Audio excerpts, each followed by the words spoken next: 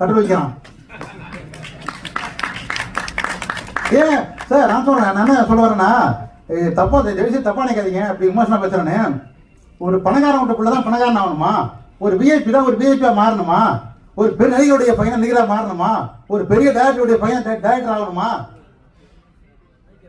யார் வேணாலும் எது வேணாலும் மாறலாம். தைரியமும் துணிச்சலும் திறமை இருக்கணும் சார். நான் உங்களை அத்தனை பேர் சொல்றேன், திறமையும் துணிச்சல் இருந்தா எத்தனை பேர் எதை வேணாலும் சாதிக்கலாம் சார். என்ன சார் பெரிய மனுஷன், என்ன நடந்துட போகுது, என்ன பெரிய விஷயம். நான் இந்த படத்தை அப்படியே சொல்லியிருக்கேன் சார், தைரியமா சொல்லியிருக்கேன்.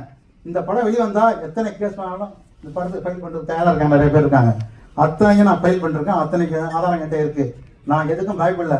போனா போறது கேப்டன் சார் மாதிரி தான், ஒரே உயிர் போறது போகட்டும், அது சினிமாக்காக போகட்டும் அப்படிங்கிற உறுதியா இருக்கேன் சார்.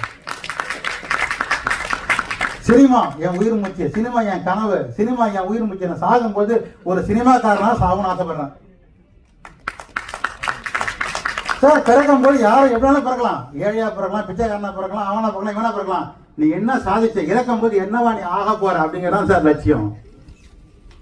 லட்சியம் ஒவ்வொருத்தரும் லட்சியம் உண்டு சார். சார் பிரஸ் மீடியா உட்காந்துருக்காங்க, இவங்களுக்கு 1000 லட்சியம் இருக்கும், உங்களுக்கு 1000 லட்சியம் இருக்கும். வாய்ப்பு கிடைக்காத வரைக்கும் அத்தனை பேருக்கும் லட்சியம் நிறைவேற்றப்படாது. வாய்ப்பு கிடைத்தால் லட்சியம் நிறைவேறும்.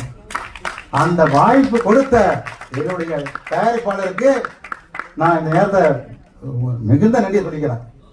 ஏன்னா வாய்ப்பு கிடைக்கல, நான் யாரும் இங்க வெளில முடியுமா சார்? நான் வெளில வந்துட்டேன். இதே போல ஒவ்வொருத்தரும் நீங்க வெளில வரணும். என்ன மாதிரி லட்சக்கணக்கான மக்கள், ஆயிரக்கணக்கான இயக்குநர்கள் தன்னுடைய கனவுகளை மூட்டை கட்டிக்கிட்டு சுமந்துக்கிட்டு கஷ்டப்பட்டு கிடக்குறாங்க. அத்தனை இயக்குநர்களும் வெளியே வரணும், அவங்களுடைய படைப்புகளும் பேசப்படணும். இதுதான் ஒரு இதை. அதே போல